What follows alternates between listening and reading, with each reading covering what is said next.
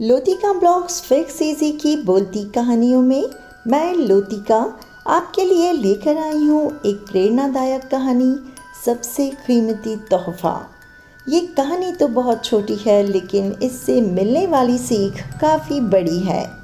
इस कहानी को एक ओपन रिसोर्स से लिया गया है, तो चलिए सुनते हैं कहानी सबसे कीमती तोहफा।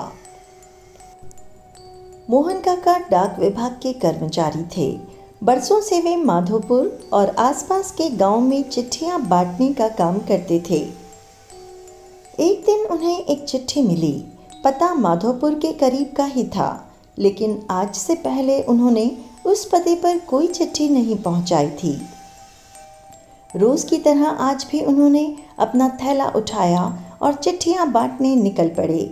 सारी चिट्ठियां बांटने के बाद वे उस नए पते की ओर बढ़ने लगे।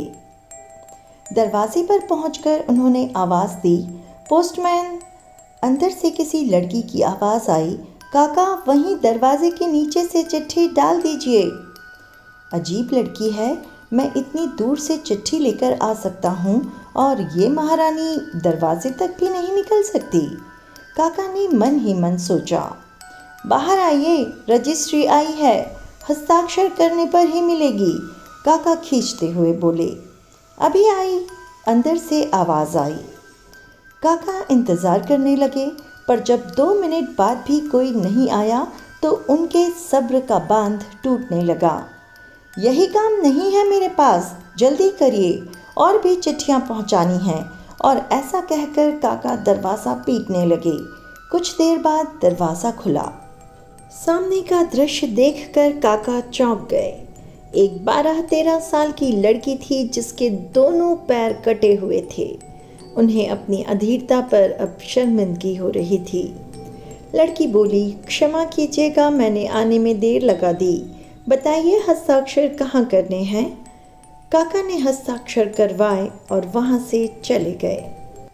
इस घटना के 8-10 दिन बाद काका को फिर उसी पते की चिट्ठी मिली। इस बार भी सब जगह चिट्ठियां पहुंचाने के बाद वे उस घर के सामने पहुंचे। चिट्ठी आई है, हस्ताक्षर की भी ज़रूरत नहीं है, नीचे से डाल दूं? काका बोले। नहीं नहीं, रुकिए, मैं अभी आई, लड़की भीतर से चिल्लाई। कुछ देर बाद दरवाज़ा खुला। लड़की के हाथ में गिफ्ट पैकिंग किया हुआ एक डिब्बा था। काका लाइए मेरी चिट्ठी और लीजिए अपना तोहफा, लड़की मुस्कुराते हुए बोली। इसकी क्या ज़रूरत है बेटा, काका संकोचवश उपहार लेते हुए बोले। लड़की बोली, बस ऐसे ही काका, आप इसे ले जाइए और घर जाकर ही खोलिएगा। काका डिब्बा लेकर घर की ओर बढ़ चले। उन्हें समझ नहीं आ रहा था कि डिब्बे में क्या होगा। घर पहुंचते ही उन्होंने डिब्बा खोला और तोहफा देखते ही उनकी आंखों से आंसू टपकने लगे। डिब्बे में एक जोड़ी चप्पलें थीं। काका बरसों से नंगे पांव ही चिट्ठियां बांटा करते थे, लेकिन आज तक किसी ने इस ओर ध्यान नहीं दिया था। ये उनके जीवन का सबसे कीमती तोहफा था।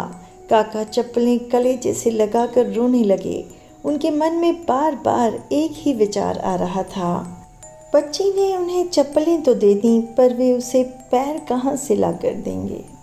तो दोस्तों, इस कहानी से हमें ये सीख मिली कि इसी तरह हमें भी दूसरों के दर्द को महसूस करके उनकी सहायता करनी चाहिए और दुख से भरी इस दुनिया में खुशियाँ फैलानी चाहिए।